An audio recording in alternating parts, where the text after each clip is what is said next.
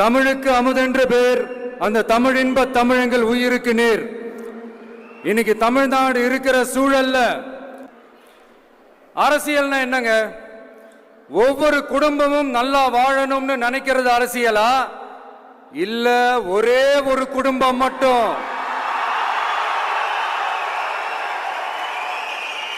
தமிழ்நாட்டை சொரண்டி நல்லா வாழணும்னு நினைக்கிறது அரசியலா? நீங்களே சொல்லுங்க, எது அரசியல்? எல்லாருக்கும் நல்லது நடக்கிறது தானே அரசியல். அதுதான் நம்ம அரசியலும். மாண்புமிகு மன்னராட்சி முதல்வர் அவர்களே, பேரை மட்டும் வீராப்பா சொன்ன பத்தாதவர்களே, செயல்லையும் ஆட்சியிலையும் அதை காட்டணும் அவர்களே. தமிழ்நாட்டிலிருந்து பல பகுதிகளிலிருந்து வர செய்திகள்லாம் கேட்கும் போது மன உளைச்சலையும் மன வேதனையும் தரதாகவே இருக்கு. சட்டம் ஒழுங்குன்னு ஒன்று இருக்கிறதாவே தெரியல. அதுக்கெல்லாம் இந்த கரப்ஷன் கபடதாரிகள் கவர்மெண்ட் தான் காரணம். இந்த நிலைமை மாறணும். அதுக்கு இருக்கிற ஒரே வழி, இங்க உண்மையான மக்களாட்சி மலரணும். அது வரணும்னா இவங்கள மாத்தணும். நீங்க ஒழுங்கா ஆட்சி நடத்திருந்தீங்கன்னா பெண்கள் பாதுகாப்பு ஒழுங்கா இருந்திருக்கும், சட்டம் ஒழுங்கு சரியா இருந்திருக்கும். பச்சை பிள்ளைங்க, படிக்கிற பிள்ளைங்க, சின்ன பொண்ணுங்க, வீட்டில் இருக்கிற பொண்ணுங்க, வேலைக்கு போற பொண்ணுங்கன்னு இவங்க எல்லாருக்கும் நடக்கிற கொடுமைகளை சொல்ல முடியல சார். இதுல வேற உங்களை அப்பான்னு வேற கூப்பிடுறாங்கன்னு சொல்றீங்க.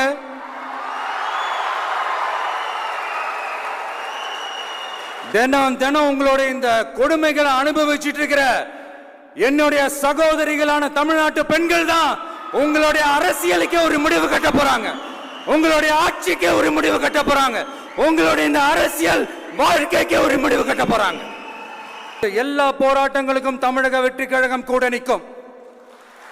நம்ம ஆட்சி, அதாவது உங்க ஆட்சி, உண்மையான மக்களாட்சி. தமிழக வெற்றி கழகம் தலைமையிலான அறுதி பெரும்பான்மை பெற்ற ஆட்சி, அதே சமயத்தில் அதிகார பகிர்வுடன் கூடிய ஆட்சி.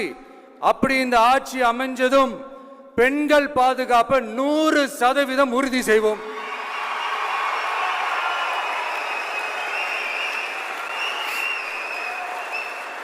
சட்டம் ஒழுங்கு ரொம்ப முறையா ஸ்ட்ரிக்டா வச்சிருப்போம். கல்வி, சுகாதாரம், மருத்துவம்னு அத்தனையிலையும் ரொம்பவே கவனம் செலுத்துவோம். அதுவும் எல்லாருக்கும் ஈஸியா ஈக்குவலா கிடைக்கிற மாதிரி செய்யறது தான் நம்ம டார்கெட்டு. அரசு ஊழியர்கள், ஆசிரியர்கள், போக்குவரத்து தொழிலாளர்கள், மின்சார வாரிய ஊழியர்கள்னு தொழிலாளர்கள் பக்கமும் நாம கண்டிப்பா துணையா நிற்போம்.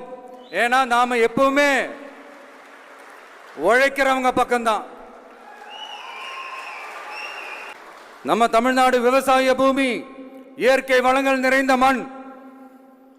இந்த விவசாயத்துக்கும் இயற்கை வளங்களுக்கும் எதிரா எந்த விதமான ஒரு திட்டத்தையோ நடவடிக்கையோ கொண்டு வர்றதை எங்களால் ஏற்கவே முடியாது. எங்க மண்ணை, மக்களை பாதிக்கிற மாதிரி திட்டங்களை தயவு செஞ்சு செயல்படுத்தாதீங்க. அதை நாங்கள் எதிர்க்கவே செய்வோம். தமிழ்நாட்டை எல்லா வகையிலையும் பாதுகாக்க வேண்டியது எங்களுடைய உரிமை, கடமை, கொள்கை எல்லாமே. வரும் 2026 தமிழ்நாடு சட்டமன்ற தேர்தலில் ஒரு மாபெரும் அரசியல் மாற்றத்தை கொண்டு வந்து மக்கள் சக்தியின் உதவியுடன் மக்கள் விரும்புகிற ஒரு நல்ல அரசை அமைப்பதில் உறுதியாக இருப்பதால், காலம் கருதினும் கைகூடும், காலம் கருதி இடத்தார் செய்யின், ஏற்ற காலத்தையும் இடத்தையும் அறிந்து ஒரு செயலை செய்தால் பூவுலகம் முழுமையையும் வேண்டினாலும் அது கைவசப்படும் என்ற திருக்குறளுடன் என்னுடைய நன்றி உரையை நிறைவு செய்கிறேன். பார்த்துக்கிட்டே இருங்க. அடுத்த வருஷம் இது வரைக்கும் தமிழ்நாடு சந்திக்காத ஒரு வித்தியாசமான ஒரு தேர்தலை சந்திக்கும்.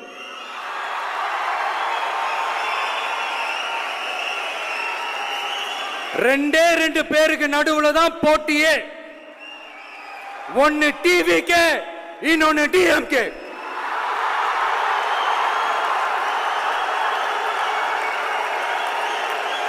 கான்பிடண்டா இருங்க, நல்லதே நடக்கும், வெற்றி நிச்சயம். மீண்டும் சந்திக்கும் வரை நன்றி, வணக்கம்.